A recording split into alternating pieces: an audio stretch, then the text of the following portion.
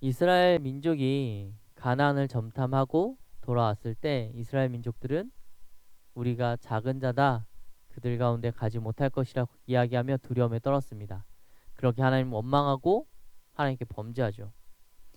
하나님은 이것에 대하여 분노하셨고 이들을 징계하고자 하셨습니다. 그래서 이들에게 가나안 전탄 40일간을 그 하루씩을 매 1년을 쳐 40년간 광야를 떠돌아 다닐 것을 징계로 말씀하셨습니다. 그렇게 이스라엘 민족은 40년간 징계를 받아 광야를 떠돌아야 했습니다. 하나님이 광야의 40년을 단순히 징계만으로 끝내신 것은 아니었습니다. 40년간 하나님은 이스라엘 백성과 언제나 함께 하셨고 하나님과 동행하는 삶, 주와 함께하는 삶, 주님의 도움을 받는 삶, 그것이 무엇인지 훈련시키셨습니다. 그렇게 하나님은 이들이 하나님의 백성으로 40년간 거듭나기를 원하셨습니다. 출애굽기 그리고 민수기에 기록된 광야의 수많은 이야기들은 바로 이 40년간의 훈련에 대한 이야기들이 대부분입니다. 어떻게 하나님께서 이들을 사랑하셨는지, 이들이 위기 가운데 어떻게 행동했는지, 그럼에도 불구하고 주께서 이들을 어떻게 용납하셨는지. 오늘 본문은 그 중에서 하나의 이야기입니다. 이스라엘 민족은 광야에서 삶을 살게 되었어요. 그리고 광야에서 삶은 생각보다 녹록지 않았습니다. 힘들고 고통스러웠습니다. 척박한 땅이었고 편하지 않았어요. 뜨거운 태양 아래 더위에 힘든 시간을 보내고 나면 밤이 되면 서늘하다 못해 추운 날씨를 견뎌야만 했습니다. 이 척박한 땅에 방랑자로 살아간다는 것은 무척이나 힘든 일이었습니다. 더군다나 이들의 마음을 점점 더 어렵게 하는 것은 버림받았다는 것과 외면받았다는 사실들입니다. 심지어 이들은 이들의 형제였던 에돔이라는 민족으로부터 거절당하게 했고 또 그렇게 정착하지 못하고 이리저리 떠돌아 다녀야만 했습니다. 정착하지 못하고 떠돌아 다니는 삶, 어쩜 미래가 없어 보이는 그 삶은 참 견디기 힘들었을 것입니다. 그런 중 이들이 호르산이라는 곳에 이르게 됩니다. 이 산은 광야의 북단에 위치한 산인데 가나안에서 그렇게 멀지 않은 땅입니다. 조금만 더 가면 가나안 땅이 보일 법한 그런 곳이죠. 아마도 이스라엘 민족은 이 산에 도착했을 때 가나안으로 들어가고 싶었을지도 모릅니다. 하나님께서 40년 이야기하셨지만 하루 이틀만 더 가면 저 땅 갈 수 있기 때문이었어요. 눈으로 보았으니까요. 하나님께 약속하신 그 땅을 이제 내가 밟을 수 있을 그 지근거리에 온 것입니다.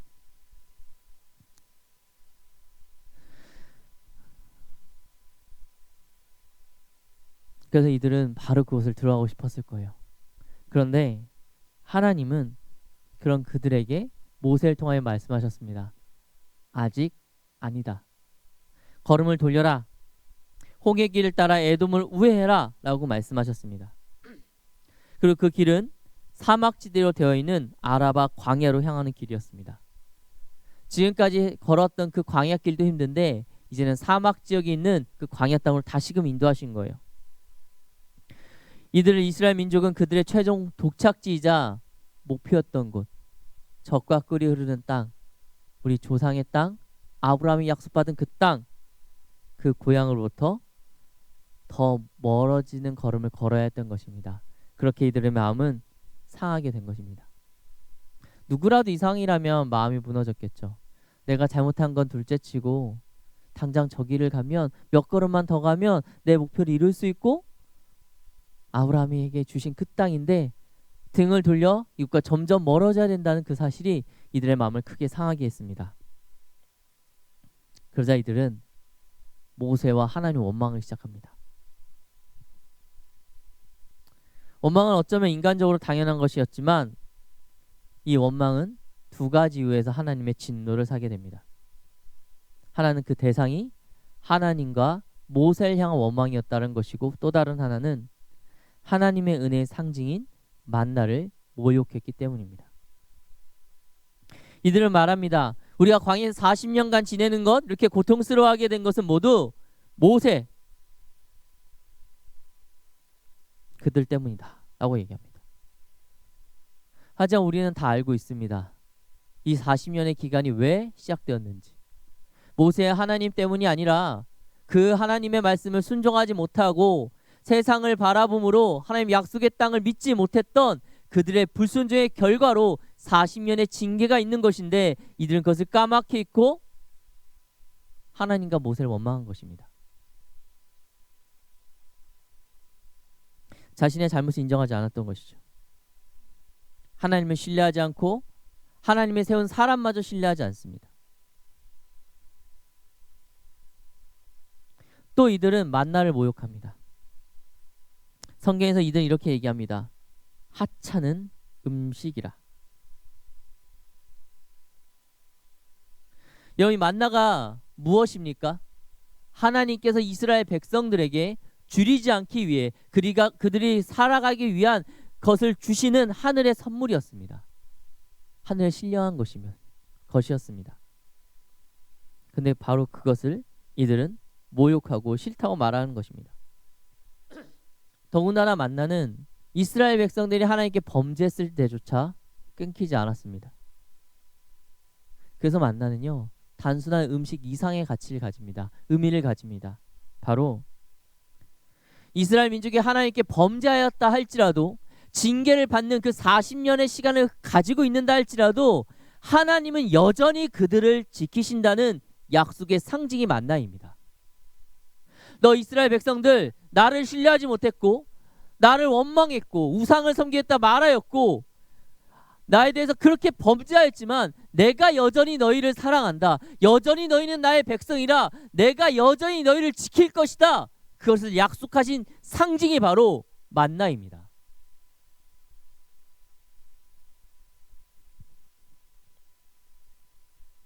아무리 하나님께서 진노하셔도 그의 백성을 버리지 않으신다는 상징. 아무리 척박한 땅이라도 하나님께서 지키시며 죽지 않게 그들에게 최소한의 것을 공급해 주신다는 상징이 만나인 것입니다. 근데 이스라엘 백성은 그것을 모욕한 것이에요. 이들은 이게 더 이상 눈에 차지 않는 것입니다. 왜일까요? 어쩌면 우리가 이 상황이라면 다르게 반응할 수도 있지 않았을까요?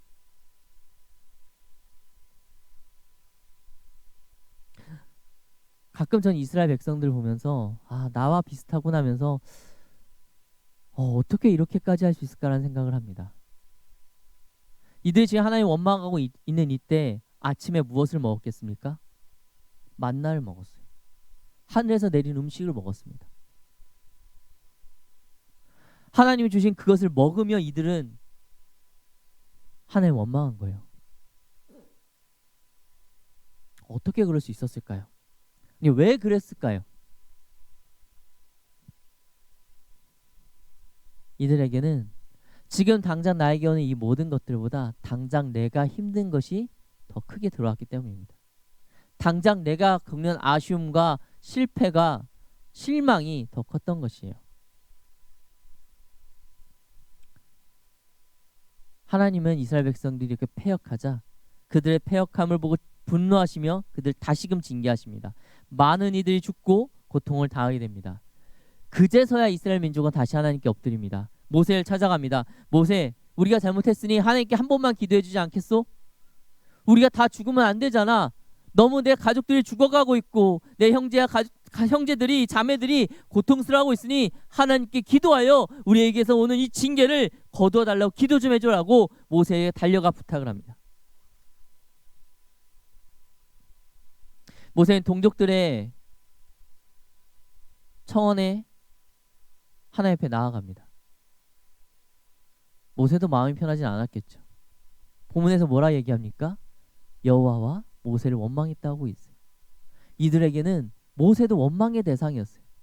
모세가 무엇을 잘못했습니까?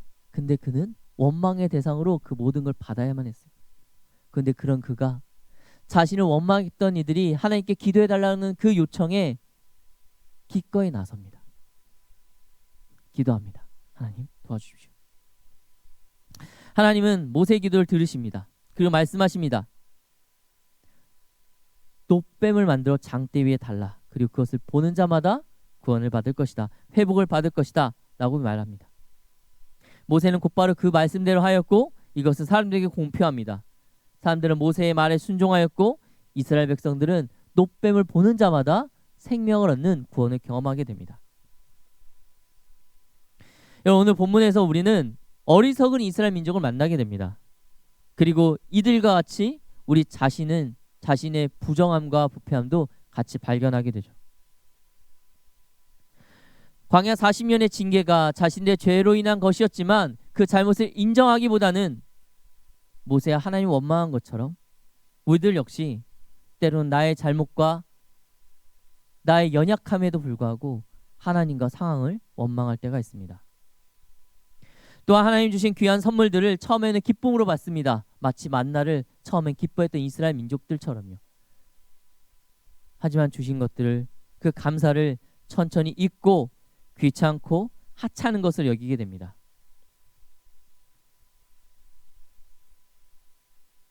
사랑하는 여러분, 오늘날 우리에게 주신 만나는 무엇입니까?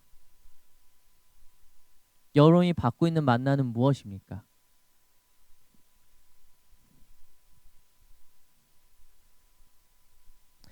많은 것이지만 저는 오늘 두 가지를 나누고자 합니다. 오늘 우리에게 주시는 만나는 첫 번째 만나는 예배입니다. 그리고 또 다른 만나는 우리 공동체입니다. 예배와 공동체 이 두 가지는 현 시대에 우리에게 주신 하나님의 만나입니다. 우리는 이 만나를 통하여 여전히 우리를 지키시며 보호하시는 그 신실하신 하나님을 경험하며 살아가게 됩니다. 근데 문제는 앞서 말한 것들처럼 우리가 이것들을 천천히 하찮게 여기기 시작한다는 것입니다. 그것이 우리를 살아가게 하는 유일한 방법임에도 말이죠. 만나가 없다면 이스라엘 백성들은 광야에서 모두 죽었을 것입니다. 마찬가지로 우리에게 예배와 공동체가 없다면 이 세상 가운데 영적으로 말라 죽었을 것입니다. 그런데 우리는 예배에 대해서 또 우리 공동체에 대해서 어떻게 생각하고 있습니까? 또 오늘 본문은 우리에게 어떻게 예배해야 되는지에 대한 중요한 가르침을 알려줍니다. 특별히 오늘 본문 놋뱀을 장대 위에 다는 사건은 그리스도의 십자가를 연상시킵니다. 어쩌면 많은 학자들이 이것을 십자가의 예표라 이야기하는 것이 바로 그래서입니다. 죄를 지은 이스라엘 백성은 모든 인류를 상징하고 불뱀으로 인한 징계는 사망을 상징하며 장대의 놋뱀은 예수 그리스도의 십자가를 예표한다 라고 많은 이들이 이야기합니다. 근데 여기서 우리가 중요하게 기억해야 되는 것, 아니 반드시 기억하고 질문해야 되는 것은 놋뱀의 능력이 있었느냐입니다. 여러분, 당시 이스라엘 백성들을 보면요, 놋뱀을 쳐다보면 나음을 입었어요. 그러면 이들을 낫게 한 것은 놋으로 만든 그 뱀, 그 형상입니까? 비록 그것을 보며 병을 나았다고는 하지만 그것 자체가 능력을 가지고 있었습니까? 놋뱀이 어떤 능력이 있나요? 마치 부적처럼, 아니 신비로운 힘이 있었습니까? 아니요. 그것 자체는 아무런 힘이 없습니다.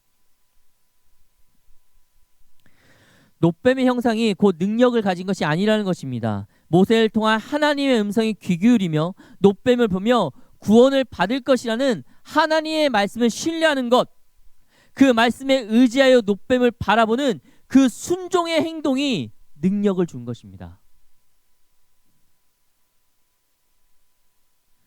사랑하는 여러분, 교회에는 십자가가 어떠한 능력이 있습니까? 십자가가 어떠한 거룩함이 있습니까? 그 고유한 능력이 있습니까? 아니요, 없습니다. 우리는 십자가를 우상으로 섬기지 않습니다. 십자가를 제단으로 섬기지 않습니다. 우리가 십자가 앞에서 예배하는 이유는, 십자가를 바라보며 함께 모이는 이유는 십자가 그 자체의 어떤 것을 가지는 것이 아니라 그 십자가의 너머에 있는 예수 그리스도를 믿는 믿음 때문입니다. 그런데 만약 그 믿음 없이 십자가를 단순히 부적처럼 여긴다면 그것은 아무런 힘도 가지지 못할 것입니다.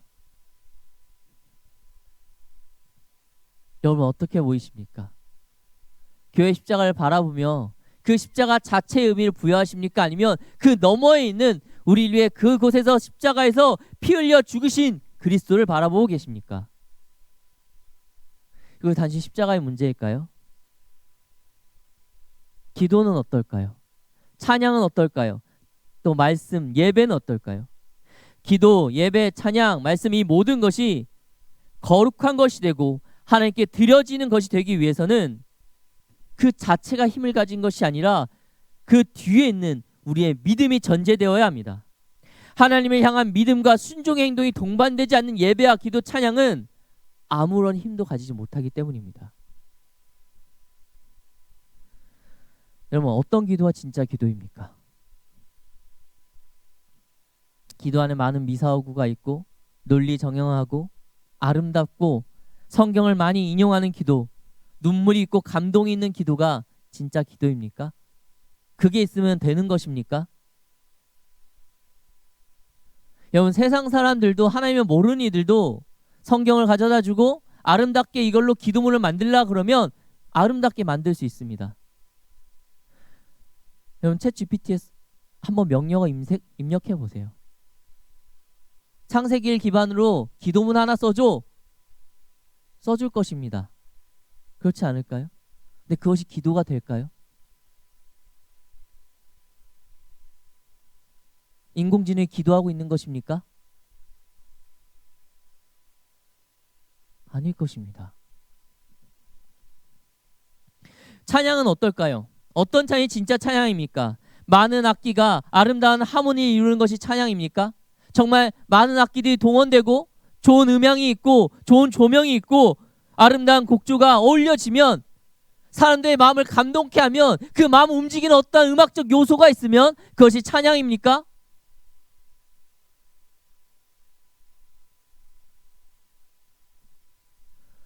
형, 이방 종교들도 그걸 다 합니다.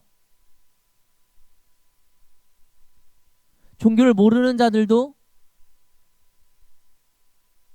스님들의 그 불경이 있는 걸 들으면 뭔가 숙연해진다고 합니다. 근데 그게 찬양입니까? 유명한 K-팝 가수나 아이돌 그룹들이 좋은 노래를 아름다운 곡조를 불러서 우리의 마음을 울리고 우리를 위로해주고 우리의 마음을 절절히 울리면 그것이 찬양이 됩니까? 예배는 어떨까요? 어떤 예배가 진짜 예배입니까? 많은 사람들이 함께 모이면 그 자체가 예배입니까? 크고 쾌적하며 경건해 보이는 장소에서 드려지면 그 자체가 예배가 될까요? 다양한 기법이 있고 다양한 장치가 있고 다양한 이벤트가 있으면 거룩한 예배입니까?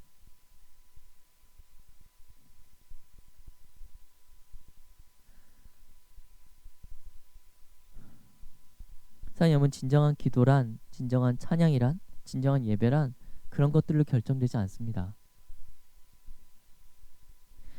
진정한 기도란 기도하는 자의 그 중심에 하나님의 신뢰함이 가득한 기도입니다. 말을 잘하지 못해도 상관없어요. 아니 한마디 말도 없어도 그 마음 중심에 하나님을 신뢰하는 마음이 가득하다면, 하나님을 사랑하는 그 마음이 뜨겁다면 그 자가 하는 기도가 바로 가장 경건하며 아름다운 기도가 될 것입니다. 가장 능력 있는 기도가 될 것입니다. 찬양도 같습니다. 찬양하는 마음의 중심에 하나님 향한 그 사랑이 뜨거워서 내가 지금 하나님을 부르짖지 않고는 하나님께 뭔가 내 입으로 내뱉어서 내 손으로 뭔가를 연주해서 하나님께 올려드리지 않고서는 참을 수 없는 그 사람이 하는 그 찬양들이 하나님 보시기에 가장 아름다울 것입니다. 예배는 말씀에 순종하는 자들이 모이는 겁니다. 좋은 곳에 모이고 많이 모이고 어떠한 기법과 다양한 연출이 있는 게 아니라 하나님을 만나고 싶어하는 갈급함, 주를 사랑한 마음이 뜨거움, 하나님의 말씀을 듣고자 하는 그 갈망, 순종하고자 하는 결단, 그 마음을 가진 자들이 모여 하나님 앞에 나올 때 그것이 진짜 예배가 되는 것입니다. 그다음 우리는 어떻을까요? 우리의 예배는 어떻습니까? 우리의 기도와 찬양과 예배는 어떻습니까? 혹시 우리 가운데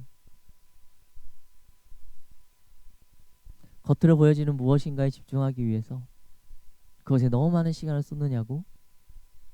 정말 내 중심에 하나님이 없지는 않습니까?